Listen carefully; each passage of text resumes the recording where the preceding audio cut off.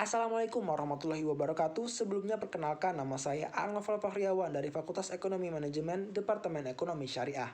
Di kesempatan kali ini saya ingin menjelaskan sedikit tentang implementasi nilai kekeluargaan yang terkandung di dalam Pancasila guna meningkatkan kualitas hidup bangsa dan negara. Seperti yang kita ketahui, Pancasila merupakan dasar negara Indonesia yang dimana menjadikannya sebagai pedoman dalam segala pelaksanaan dan penyelenggaraan pemerintahan negara, termasuk peraturan perundang-undangan. Oleh sebab itulah disebut sebagai falsafah negara. Nilai-nilai yang terkandung dalam Pancasila merupakan cerminan dari bangsa Indonesia itu sendiri.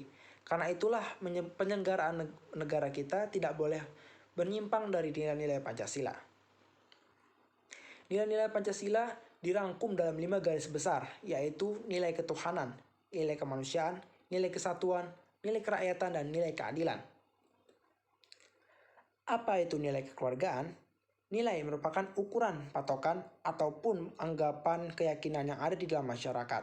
Sedangkan keluarga merupakan unit terkecil dari masyarakat yang terdiri dari kepala keluarga dan beberapa orang yang tinggal bersama-sama di suatu tempat. Keluarga tinggal satu atap dalam keadaannya saling bergantung satu sama lain, dan merupakan tempat berlindung terakhir apabila semua orang tidak menghendaki kita.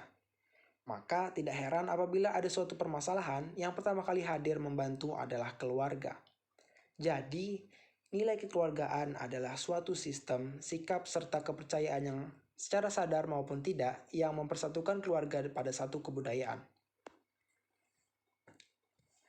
Kandungan nilai-nilai Pancasila setiap silanya dalam pelaksanaan tidak terlepas dari nilai kekeluargaan. Bahkan dalam pembentukan Pancasila pun dilakukan dengan suasana kekeluargaan dan penuh musyawarah.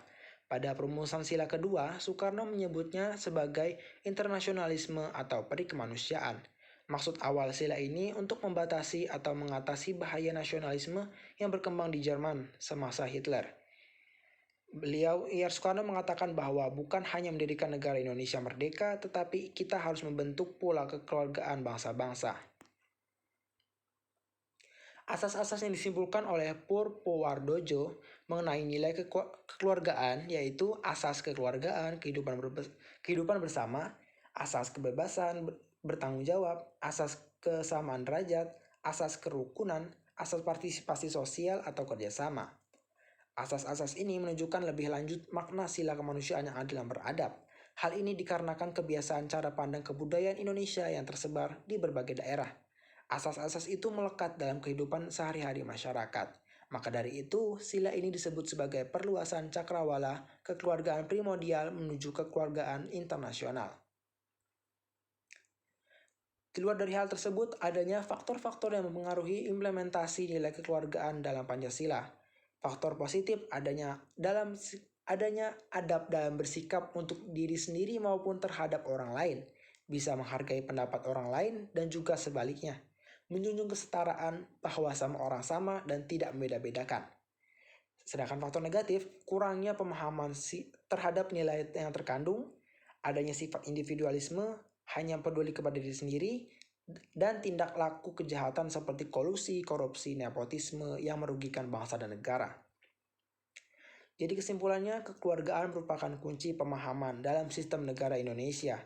Penolakan terhadap individualisme merupakan bukti bahwa pendiri negara Indonesia bermaksud membentuk negara berdasarkan atas kebudayaan negara Indonesia sendiri. Hidup bermasyarakat berdasarkan atas kebudayaan Indonesia adalah hidup kekeluargaan. Negara kekeluargaan merupakan negara integralistik yang mengatasi paham perseorangan maupun golongan dengan mengakui keistimewaan dan kelebihan masing-masing golongan, baik itu golongan kecil maupun golongan yang besar.